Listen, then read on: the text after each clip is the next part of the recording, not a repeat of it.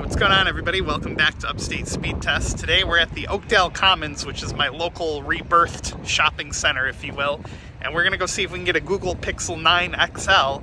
We'll unbox it, and of course we'll speed test it. So yeah, let's go.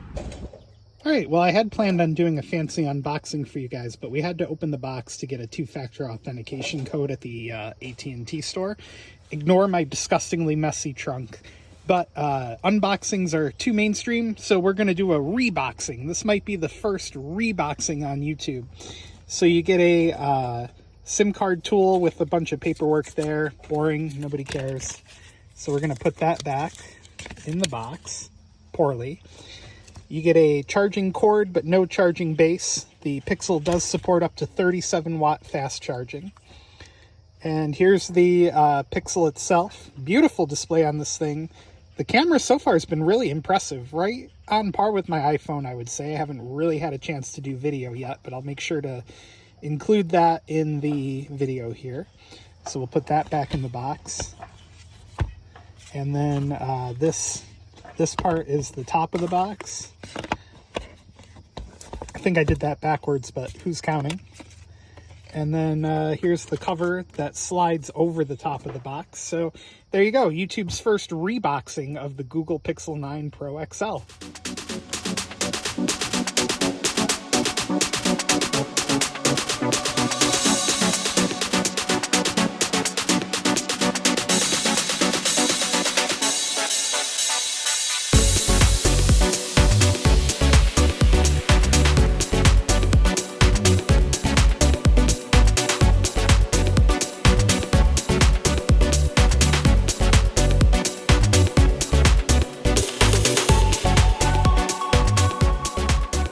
Alright, Upstate Speed Tests. Welcome to the first dual phone speed test on the channel, I think. Anyway, we've got the brand new Google Pixel 9 XL and the iPhone, and for a short time, I'm going to have AT&T on both of these devices, so we're going to compare and contrast the performance. Before we do, though, some of you guys, I figured, might be interested in seeing how the video quality is on the Pixel 9 XL, so I'll try not to do any real editing to the footage other than having video boost on the Pixel, and I'll throw some comparison videos or some sample videos of the Pixel 9 XL up on the screen before we get started, and then we'll do speed tests. Alright, so this is a Pixel 9 Pro XL nighttime video sample. I have video boost turned on, and we'll see how the stabilization compares to my iPhone. So far in the viewfinder it looks good, so that's a plus. But we'll see how it actually turns out in reality. Alright, this is a super unscientific test, but this is a look at the front-facing camera on the Google Pixel. And hopefully the audio's good. Hopefully the video's nice and crisp for you guys. I'm about to go get a little morning pick-me-up here at Starbucks, and yeah, let me know how the quality looks down in the comments. Another little video clip here with the water calmly cascading down into the lake/retention pond. And yeah, let's zoom in on the lake and see how it looks. Again, the zooming, not quite as smooth as the iPhone, but still looks okay. The video quality seems to be very nice. Alright, welcome back from those sample video clips from the Pixel 9 XL. I do not have a case for it yet, so I'm living a little dangerously at the moment. But anyway, here's the iPhone first. And I have both phones connected to the same server. So there we go. Looks like the iPhone's going to get a little over 500, maybe a bit more. About 528 on the down, 66 millisecond loaded ping. This site is one of the best performing for AT&T in the area, and that's interesting. Verizon lost service for a minute there. Verizon very weak up on this hill. And as you saw in the opening drone shots, the AT&T site is just over the tree line there. So we got 528 on the down, 10.8 on the up. Loaded ping times actually look pretty good, which is impressive. AT&T's ping times usually not quite as good.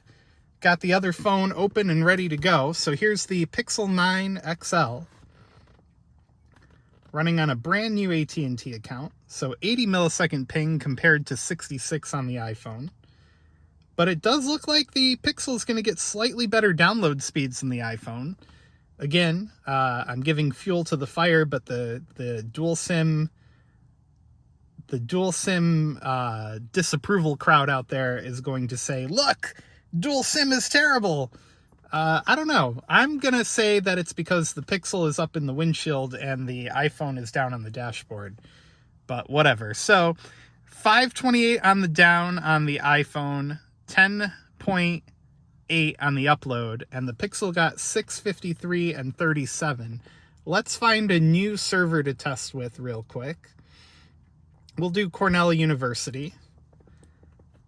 Cornell, Ivy League, up in Ithaca, New York, about an hour from here, roughly.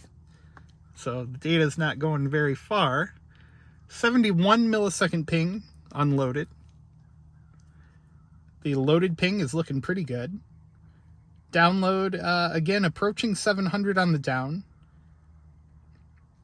And it looks like it's going to be about the same on the up, maybe a little bit better. We might break into the 40s this time. Yep, there we go. Nice. All right. So, looks like my robot vacuum cleaner is stuck at home. Typical. Never seems to do a cleaning without getting stuck. Let me find Cornell on here. So there we go. Looks like the iPhone lost C-band for a second there, but it got it right back. So we got to beat 665 on the down, and it looks like the iPhone is not going to get close to that. The Pixel, by the way, is using a brand new modem, a custom modem. I forget who made it. Maybe I'll put a little nugget of information up here for you guys. So 455 on the down compared to 665 on the Pixel, and a 40 megabit per second upload versus 20 on the iPhone. So yeah, maybe it's the dual SIM. Maybe it's because the iPhone's a little bit lower on the dashboard here, getting a little bit more signal blockage. But there you go. There's both phones speed tested for the first time. And give me just a second. I'm going to switch the iPhone over to Verizon, and we'll do them just for comparison's sake.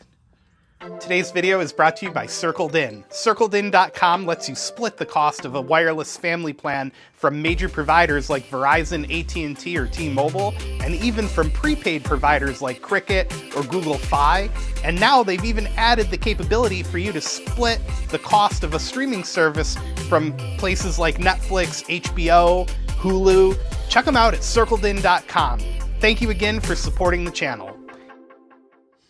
Okay. We've got the iPhone switched over to Verizon Wireless, connecting to the Pentel data server again. And we'll see how Verizon's doing up here on the hill. I can tell you from experience, the service up here is bad. There's more holes up here on the hills than the Titanic had after the iceberg. Anyway, we're getting about 3 down on the iPhone on Verizon. And horrendous loaded ping times. This loaded ping time is like you could have walked the data there yourself. And of course, I forgot to put it in Do Not Disturb, so I get a phone call. But there you go. I'm getting 0.8 on the upload. Let me answer this call and I'll be right back. Last but not least, we've got T-Mobile loaded up. T-Mobile has a cell site just off in the distance there. It's an old, believe it or not, actually an old AT&T long lines tower that T-Mobile has put its stuff on, so to speak. So we're getting pretty darn close, over 500 down. Loaded ping times look pretty good. Unloaded at 46, that's pretty good. Jitter at 7. And we're getting just over 10 on the upload here.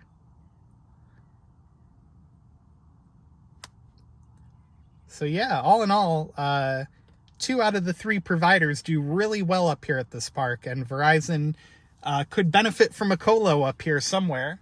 All right, we're back at the pad now. We got our crazy awesome TP-Link BE900 up and running. It's been a few days. I've been testing it, trying to make sure that it, is getting the maximum performance possible. Got the Google Pixel right here in front of us with its massive camera bump. And just to show you guys, we are connected to Wi-Fi 7 technology. So we'll run a few speed tests here. That was an old result from upstairs.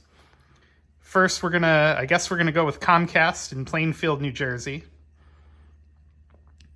And like I said, I've been tweaking the settings on it, trying to get it to boost its maximum performance. And the upload, we're getting really good results on Wi-Fi 6, but the download is still lagging behind a little bit. Like I said, I've been playing with it, and I've gotten better results on Wi-Fi 5.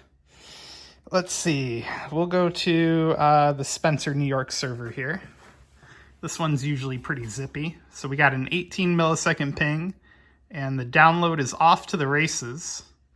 And this is roughly what I'm getting from the iPhone, so I don't know what the hang-up is on the download, but I think I can still get better performance out of it, but this is far more satisfying than it has been, and this upload speed is beating the pants off the iPhone. Let's go to fast.com. So this is my first Wi-Fi 7 device. And there we go. Fast.com results never disappoint. Although, like I've said before, I think they're slightly exaggerated. It always seems to put out better performance than the other speed tests. Or, maybe Netflix just has that infrastructure in place to accommodate better speeds. I don't know. I'd like to think it's a little exaggerated, though. So 12 millisecond unloaded, 26 millisecond loaded.